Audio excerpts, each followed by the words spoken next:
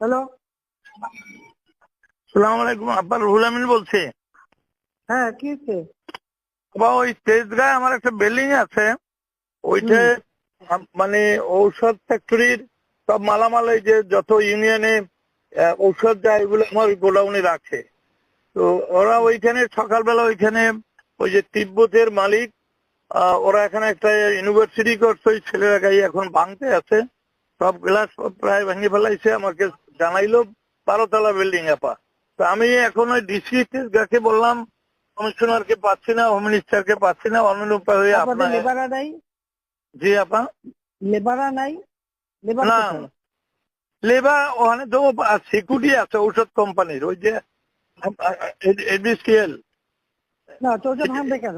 ওটা ভাঙবে কেন? আমি জাতীয় পার্টি করি, আমি আমি কি করি ওরা জানে তো, আপনাদের সাথেই তো না, বুঝছেন। তো ছোট লোক দিয়ে ঠেকাতে হবে, বন্ধ করতে হবে।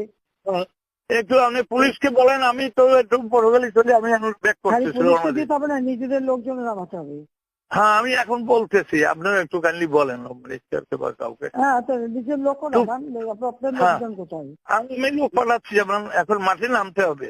আর আপনার স্টেটমেন্ট ঠিক আছে, you stand with this, we are with you. আপনার বিল্ডিং এ বা সব জায়গায় আমাদের ধরতে আছে, আমরা ছাড়বো কেন? মাঠে নেমে যাবো। নিয়ে যারা লেবার এলাকার লোক তাদের দিয়ে নামাতে হবে। এখন এই ফর দি টাইমিং একটু আপনি বলেন পুলিশ রিসিভ করুক, বাকিটা আমি দেখতে। জি আপা, জি আপা, 241।